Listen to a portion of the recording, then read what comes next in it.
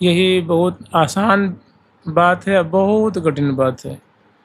तो वृंदावन वास करते हुए आचार्य चरण समत्व पर बड़ा जोर दे रहे हैं। योगस्थ कुरु कर्माणि, योगस्थ होकर के, योगस्थ होने का मतलब समत्व में स्थित होकर के।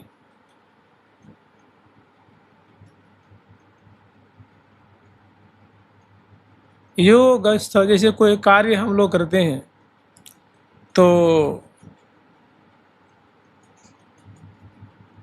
उसमें हम लोग को एक डर बना रहता है, चाहे वो समाज का भय हो, चाहे पारिवारिक भय हो, चाहे अपनी दुर्बलता हो, चाहे हमारे मातृ पितृ चरणों के द्वारा जो एक थोपा गया हो वो भय हो, कि हम लोग चाहते हैं कोई कर्म करे तो कर्म सिद्ध हो जाए, असिद्ध नहीं होना चाहिए। उसमें हमें हार नहीं मिलनी चाहिए, जीत मिले, उसमें असफलता ना मिले, सफलता मिले। ये उसको हमेशा एक भूत सताए रहता है, एक उसके पीछे ये कामना लगी रहती है, इच्छा लगी रहती है। तो अगर मान लो वो सफल हो जाता है तो खुशी होती है, और विफल हो जाता है तो दुख होता है उसको, मतलब वो समत्व में नहीं रहा। और ऐसा होना वास्तव में बहुत कठिन भी है, कि उसको बचपन से प्रेरित किया जाता है कि तुम्हें सफल होना है, सफल होना है, सफल होना है। समत्व के लिए कोई प्रेरित उसको नहीं करता। भगवान ने प्रेरित किया समत्व, कि जब तक समत्व नहीं होगा, कि हार में भी बराबर, जीत में भी बराबर, वो कार्य सिद्ध हो गया तो भी न कोई खुशी है न कोई गम है, अगर वो कार्य असिद्ध हुआ तभी ना कोई खुशी है ना कोई गम है। भाई दोनों स्थिति में एकदम वो तटस्थ रहता है, वही तो मुक्ति का अधिकारी है ना, वही मोक्ष का अधिकारी। तो अर्जुन जी के माध्यम से बहुत बढ़िया ठाकुर जी ने उपदेश दिया है कि योगस्थ गुरु कर्माणि संगम त्यक्त्वा धनंजय, आसक्ति को त्याग करके, ना सफलता में खुशी, ना विफलता में नाराजगी। सिद्ध समो भूत्वा, कार्य सिद्ध हो गया तो या असिद्ध हो गया तो उसमें डर रहता है कि समाज क्या कहेगा, हमारे संगी साथी क्या कहेंगे, हमारा तो मतलब उद्देश्य ही सिद्ध नहीं हुआ। और समत्व में योग उचित, तो कह रहे हैं योग किसे कहते हैं, जो समता में स्थित है। तो मानो समता में जो स्थित है वो ब्रह्म में स्थित है।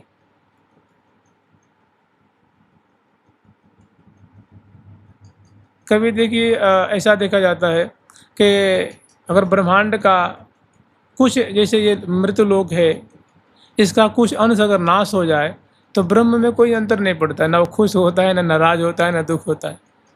कुछ वृद्धि को प्राप्त हो जाए तो उसको कोई खुशी नहीं होती, वो तटस्थ है। कह रहे ऐसे जो साधक तटस्थ रहते हैं, निर्लिप्त रहते हैं, उनके हाथ में मानव मुक्ति बैठी रहती। और जो तटस्थ नहीं रहते हैं वो हमेशा दुखी रहते हैं, अशांत रहते हैं, कभी वो सुख को प्राप्त नहीं हो पाते हैं। एक बहुत बढ़िया ऐसी बहुत अच्छी बात कही है, कह रहे महारंकत्वे वा परम विभवे वा,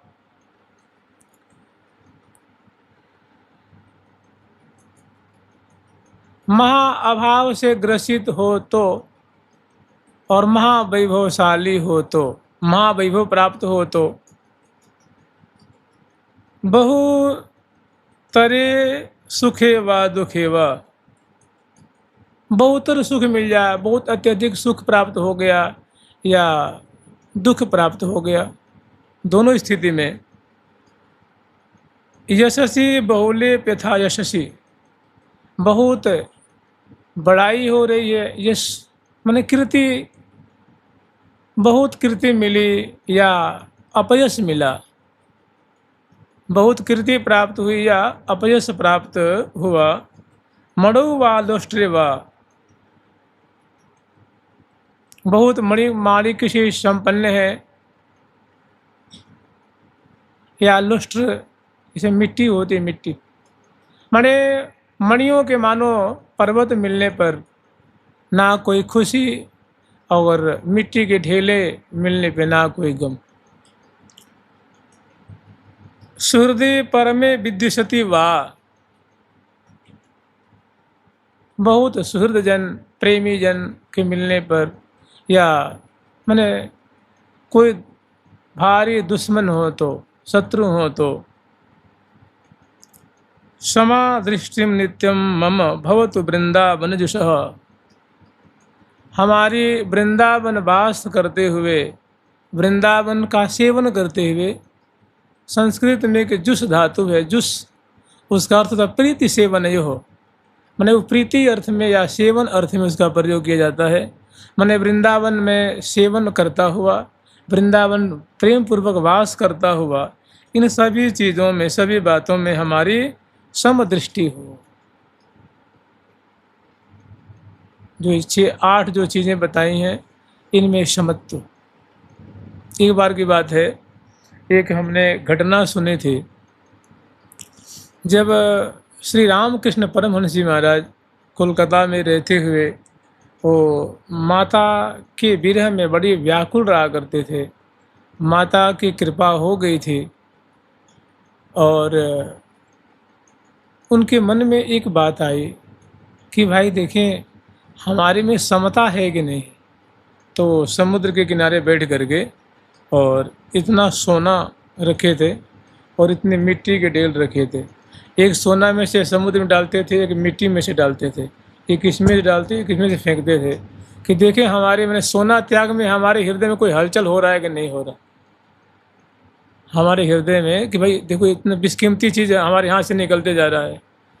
तो यद्यपि उनको क्या सीखना है क्या नहीं सीखना है, जिन्होंने पराम्बा का दर्शन किया हो, जो पराम्बा जिनको पुत्रों प्रेम करती हो, क्या उसका अज्ञान रह जाएगा क्या उसके हृदय में। मानो लोक संग्रह के लिए, लोक शिक्षा के लिए वो ऐसा कर्म कर रहे हो या मानो उदाहरण स्थापित कर रहे हो, तो इस माने जो द्वंद्व है, द्वंद्व सुख दुख, अधनी धनी, द्वंद्व है ना, दो की स्थिति है। तो इन सभी स्थितियों में समत्व प्राप्त होना सबके बस की बात नहीं। वो परिस्थिति आने पे जो साधारण भक्त हैं, सामान्य वैष्णव है, बड़ी हलचल मच जाती है, उद्विग्न चित्त हो जाता है, दुख के भीत हो जाता है, अरे व्याकुल हो जाता है, और उस व्याकुलता में जो न करना चाहिए वो कर बैठेगा। तो कह रहे भैया तूने वृंदावन धाम को प्राप्त किया है, जहाँ जय जय वृंदावन राजधानी, जहाँ विराजत मोहन राजा श्री राधा सी रानी। तू वृंदावन की लीला स्थली को प्राप्त किया है। इस द्वंद्व से अगर तू बच जाएगा, बच के रहेगा, तो तुम्हें महा लाभ होगा। तो वृंदावन का रहस्य समझ पाएगा। अगर इस द्वंद्व में घसीटता रहा, इस द्वंद्व के बीच में पिसता रहा, तो बड़ी जो अद्भुत ये प्रिया प्रथम की मधुराति मधुर लीला है, उसे तो वंचित रह जाएगा। इसलिए समत्व योगस्थ होकर के श्री धाम वृंदावन में वास कर, श्री धाम वृंदावन का सेवन किया कर। आप लोग दर्शन किए होंगे, नहीं दर्शन तो नहीं सुने होंगे। यहाँ हमारे वृंदावन के ब्रजमंडल के बड़े ही उच्च कोटि के परम त्यागी, परम वीतराग, परम रसिक शिरोमणि, परम नाम जापक और मंजरी भाव सिद्ध पंडित श्री रामकृष्ण दास बाबा महाराज, एक बार चोरों ने उनको पुआ के लिए अपने गुरुदेव का तिरुभाव दिन पर उन्होंने कुछ ब्रजवासियों के आग्रह पर उन्होंने पुआ और खीर का उत्सव किया था। सारी व्यवस्था ब्रजवासी गण किए थे। तो जिस कुटिया में बाबा रहा करते थे, तो कुछ उस आसपास के चोरों को लगा कि बाबा के पास कुछ न कोई माल मत्ता है, तभी तो ये इतना सुंदर भंडारा किया है, चलो रात में इसकी खबर लेते हैं। तो उनके मन में था कि बाबा के पास बड़े बड़े सेठ साहूकार लोग बीच बीच में आते रहते हैं, हो सकता है कुछ ना कुछ धन धर गए होंगे, तभी बाबा जो है खूब बढ़िया भंडारा कर रहा है। वो तो परम त्यागी थे, पैसा देला छूते नहीं थे। तो चोरों ने रात्रि में उन पे हमला कर दिया। उन्होंने कहा बाबा माल कहाँ रखा है? तो उन्होंने कहा माल, हमारे पास माल कहाँ भैया, हम तो साधु हैं। झूठ बोल लो तू, दे रो ना दे रो बता। उन्होंने कहा हमारे पास पुआ है, पुआ ले ले भैया। तो उन्हें को हमें पुआ पुआना चाहिए, ज़्यादा बात मत बना। तब तक एक ने एक लठ मुड़ पे जमा दी कि बाबा ऐसे ना मन से कोई, ऐसे ना मन से को, मैंने ऐसे ना बतावे कोई। तो एक लठ में तब तक खून की धार बह चली। अब महाराज उसी में एक चोर को दया आई, चारों तरफ खखोर के देखा तो कुछ नहीं मिला। बाबा करुआ और एक दो ग्रंथ थे, फिर उसको बड़ा कष्ट वगैरह, हम बार तो खाम खां बाबा को मार दिए। अपने गमछे से बाबा के सिर को उसने बांध दिया और दंडवत करके बोला बाबा गलती हो गई। हम बार तीनों समझ रहे कि तोपे कछु होएगो, लेकिन वास्तव में तोपे तो कछु ना आए। फिर वो चले गए। सवेरा हुआ, बाबा भजन करते रहे और जब मधुकरी को निकले तो सिर बांध करके, सिर बंधा हुआ था खून से, वो खून उसमें सूख गया था, पता लगता था कि चोट लगी है। तो भक्तों ने पूछा, जो सत्संग करने बाबा के पास आते थे ना 4 बजे करीब में, उन्हें पूछा बाबा ये क्या हो गया? बोले कुछ ना भाई यार ऐसे ही है। नहीं बाबा कोई ना कोई बात तो है। ब्रजवासियों को बात पता लगी, बोले बाबा तू बता, नाम बता दे, हम बात खिंचवा लेंगे, कहूँ तो खिंचवा लेंगे।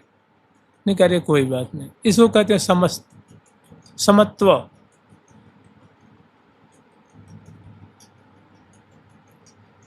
श्री गया प्रसाद पंडित जी महाराज को रास के बड़े प्रेमी थे, तो रास बीच बीच में कभी कभी करवाते थे। बहुत विशाल मानसी गंगा में सुंदर नौका विहार आदि करवाते थे, राम बारात निकालते थे। मैंने उस समय एक गिरिराज जी में एक तहलका मचा हुआ था पंडित बाबा का। तो उसमें छोटी सी बात के लिए, उसमें जो संभवतः जो रावण बनता था, जो पात्र रावण था, उसने थोड़ी सी दक्षिणा के लिए बाबा को अनाप शनाप बोल दिया, श्री पंडित बाबा महाराज जी को, परम पूज्य श्री गया प्रसाद पंडित जी महाराज जी को। यहाँ तक मुझे लगा कि कहीं थप्पड़ न लगा दिए। जो स्वरूप थे कि थोड़ी दक्षिणा के लिए कि भाई इतने में कैसे होगा, तो बहुत अपमानित कर दिया लोगों के बीच में पूज्य श्री गया प्रसाद पंडित जी महाराज जी को। फिर वहाँ ना उनका उन्होंने विरोध किया, ना उनकी प्रशंसा की, ना उनका। फिर बोला कि भाई ये सब ठीक नहीं है। हम विरक्त महात्माओं के लिए, अब हमसे कोई नाराज हो जाए, कोई बिल्कुल बैर गांठ ले, ये इतना स्वरूप कैसा लगता है कि हम इनको पैसा नहीं दे पा रहे हैं। भाई जितना हमको बनता है उतना तो दिवाते ही हैं, लेकिन इनको लगता है कि पता ना मुझे और मिलना चाहिए। तो कहने का मतलब इसके बाद भी मतलब ये बात उन्होंने ना किसी से कही, ना उसका मलाल व्यक्त किए, ना माने समता में रहे। तो बिना समत्व आए वास्तव में सिद्धि जल्दी नहीं होती। आचार्य चरण ने बहुत सारी बातें कही हैं कि इस प्रकार इन द्वंद्वों में समान भाव रख करके, हे साधक वर्ग, हे भैया तुम श्री धाम वृंदावन का सेवन किया करो, वृंदावन वास किया करो, अर्थात द्वंद्वों को प्राप्त हो करके ज़्यादा विकल मत हो, ज़्यादा खुश मत हो, समत्व में रहो, जल्दी वृंदावन का रस तुम्हें प्राप्त हो जाएगा। जुगल सरकार की, लाडली लाल की जय जय श्री राधे।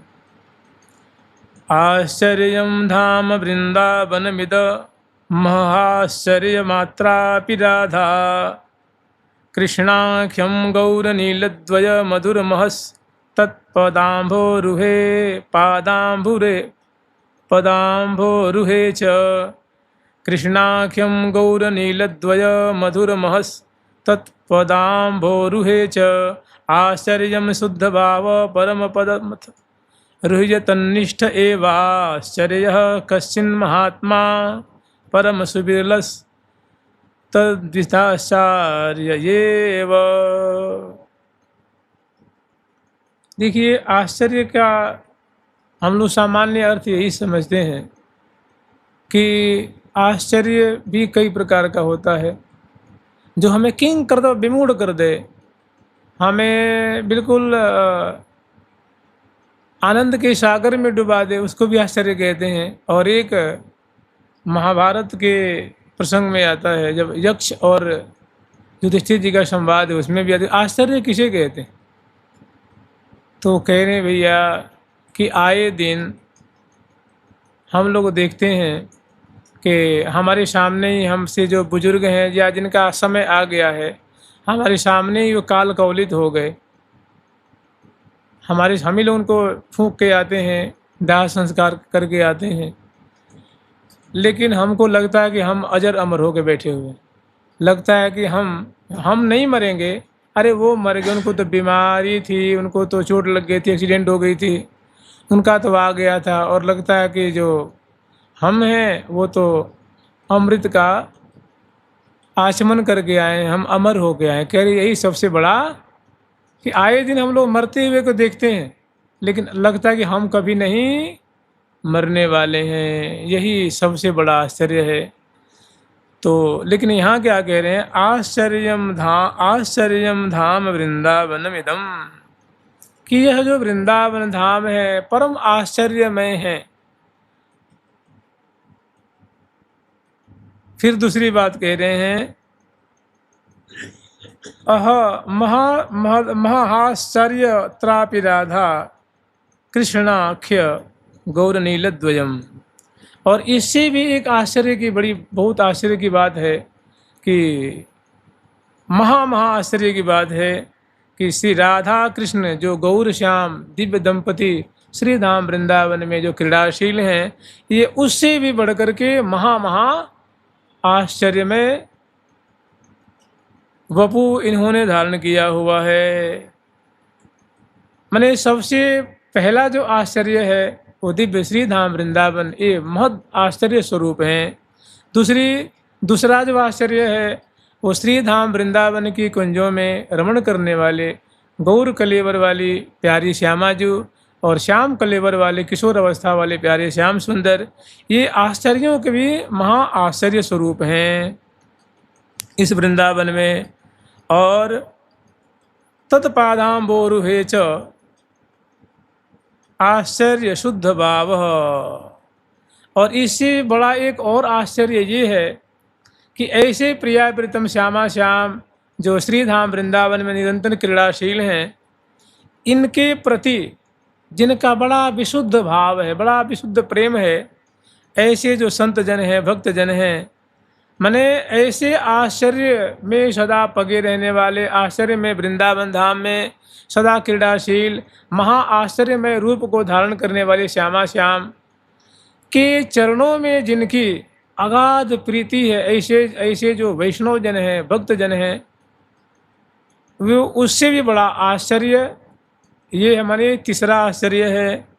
शुद्ध भाव परम तथा रुह्य तन्निष्ठ, जिनकी इनमें अगाध निष्ठा है कि मैं प्रियाजू की सहचरी हूँ, मैं प्रियाजू की किंकरी हूँ, सखी हूँ। इस निष्ठा से सदा वो परिनिष्ठित रहते हैं, सदा इसी भाव से भावित रहते हैं। ये उससे भी बड़ा आश्चर्य है। एवं आश्चर्य कश्चिन महात्मा परम सुबिरल तद द्विषाचार्य एव।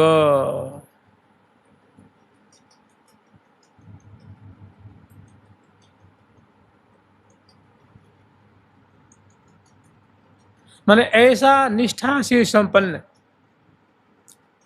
कोई वृंदावन में रहने वाला महात्मा जो इस भाव से भावित होकर के वास कर रहा है, वो उससे भी और आश्चर्यमय वस्तु है। वो और माने ऐसा भाव से भावित कोई विरल ही सत्पुरुष हैं, कोई महात्मा है, कोई भक्त हैं। ये सभी आश्चर्यों का आश्चर्य है। जुगल सरकार की लाडली लाल की जय जय श्री राधे।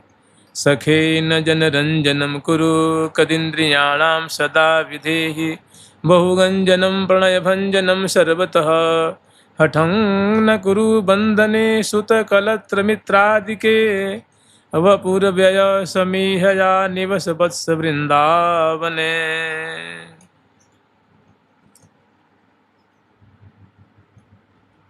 आचार्य चरण कह रहे हैं कि सखे न जन रंजनम कुरु, कि हे मित्र, हे भैया, तुम जो लोक रंजन करते हो, जन रंजन करते हो, वास्तव में इसे कुछ मिलने जुलने वाला नहीं है। अगर मिल भी जाएगी कोई चीज़ तो लौकिक मिलेगी, नाशवान मिलेगी। इसलिए विचार करके देखो, जन रंजन से दूर रहो, जन रंजन मत करो। कदिंद्रियाणाम सदा विदेहि बहुगंजनम, और कदिंद्रियाणाम सदा विदेहि बहुगंजनम प्रणय भंजनम सर्वतः। जैसे भी बने ऐसा व्यवहार करो, ऐसा आचरण करो कि सर्वथा सर्व प्रकार से जहाँ जहाँ तुम्हारी प्रीति हो, आसक्ति हो, उसको तोड़ने का प्रयास करो, उसे क्षीण करने का प्रयास करो। विधेहि बहुगंजनम, उसको क्षण करो, क्षीण करो, उसको तोड़ो। प्रणय भंजनम, जहाँ जहाँ प्रीति लगी हो उसको तोड़ दो, हटा दो, उसे क्षीण कर दो। हठंग न कुरु बंधने सुत कलत्र मित्रादि, और हे भैया,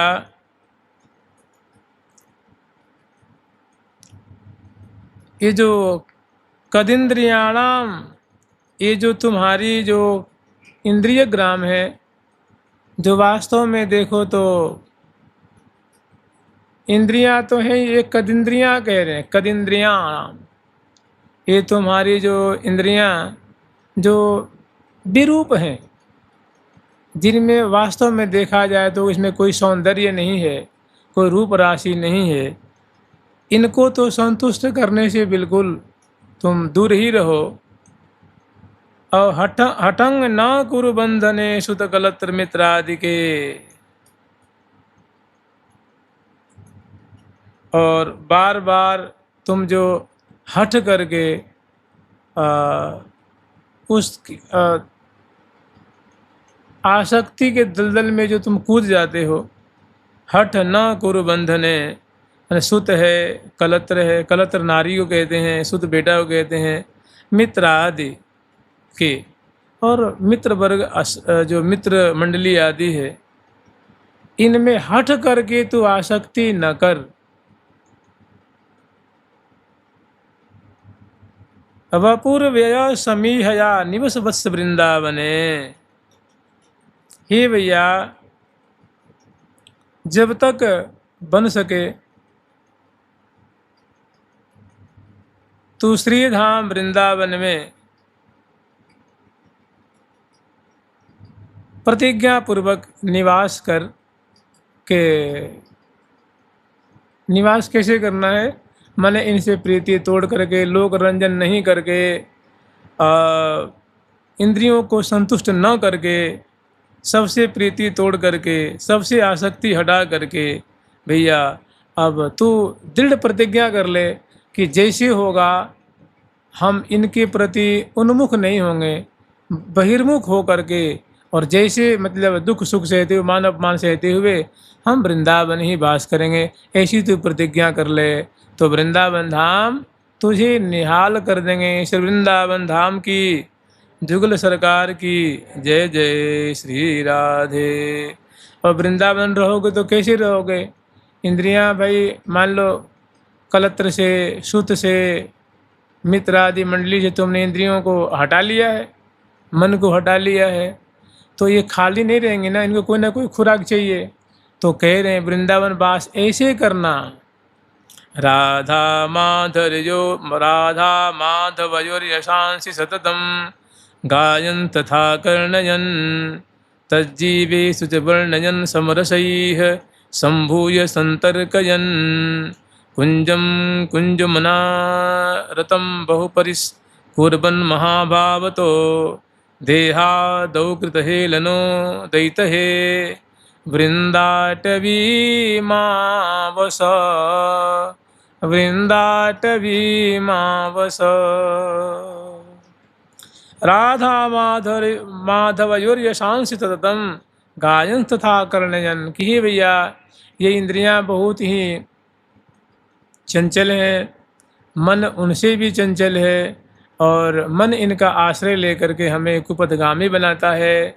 तो एक काम करो, इन्हें खाली मत छोड़ो, सदा सर्वदा श्यामा श्याम की जो मधुर यश हैं, राधा माधवयोर यशांशी सततम, जो श्यामा श्याम की कलित केली है, लीला है, यश है, महिमा है, रूप माधुरी है, छटा है, सदा इनका गायन तथा कर्णयन, इनका गायन किया करो रसना से, और आकर्णयन माने कान से गाओ, भी जीभ से गाओ और कान से श्रवण किया करो। तो दो इंद्रियां लग गईं। तज्जीवेषु च वर्णयन समरसई संभूय संतर्कयन। तज्जीवेषु अर्थात राधा कृष्णयोर जीवेषु भक्तेषु, जो राधा कृष्ण के जो भक्त हैं, श्यामा श्याम के जो भक्त हैं, ऐसे जो विमलात्मा हैं, जो शुद्ध हृदय वाले जो भक्तगण हैं, उनके सामने प्रिया प्रीतम की लीलाओं की जो श्रेणी है, कथा श्रेणी है, उनके यश हैं, उनका वर्णन किया करो समरसई। कौन? जो समरसिक हैं, अर्थात जो तुम्हारे भाव वाले हैं, जो जिस भाव के तुम हो, ऐसे जो समरसिक भाव वाले जो संत हैं, भक्त हैं, उनसे इसका कथोपकथन किया करो, वर्णन किया करो, उनकी लीलाओं का, उनकी केली का, उनकी महिमा का। संभूय संतर्कयन, और उन्हीं से नित्य गोष्ठी किया करो। संगोष्ठी नहीं होती, संगोष्ठी माने जो जहाँ रहस्य की बातें होती हैं, अत्यंत निगूढ़ बातें होती हैं, और वहाँ बहुत दो चार जन रहते हैं, रसिक जनों की जो संगोष्ठी है, तो ऐसी तू संगोष्ठी किया करो। कुंजम कुंज मनारतम बहु, जैसे अब तो देखो परिवेश बहुत बदल गया है। कहते हैं जब आज से लगभग 80 बरस 100 बरस पहले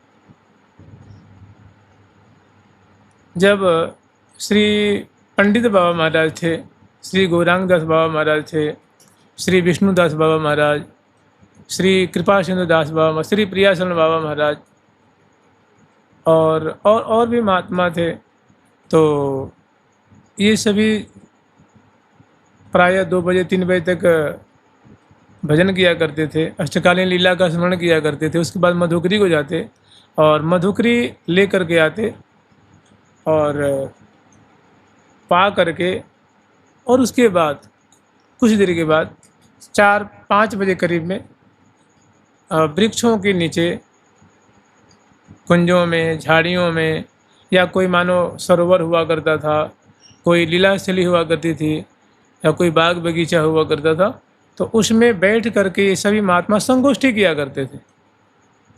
आचार्यों के द्वारा विरचित जो ग्रंथ है उसका आधार लेकर के, उपासना का आश्रय लेकर के संगोष्ठी करते थे, और 1 घंटा 1.5 घंटा 2 घंटा वो चलता था कार्य। उसके बाद श्रवण करके पुनः अपनी अपनी कुटिया में चले आते, नाम करते हुए कहते सो जाते, पुनः जग जाते।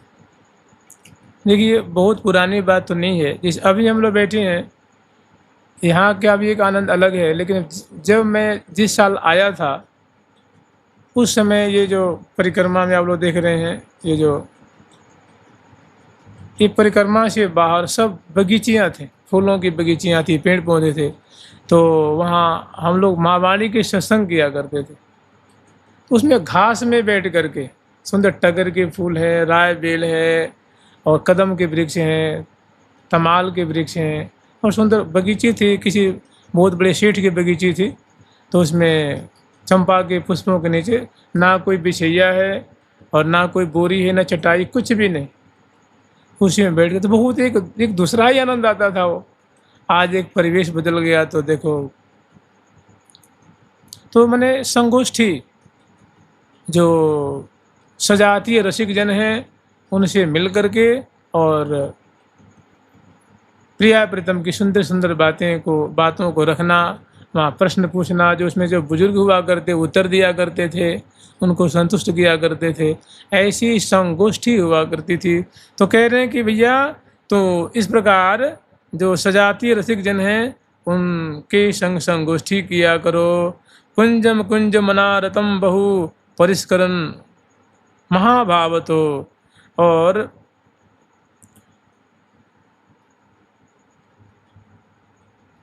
जो कुंजे हैं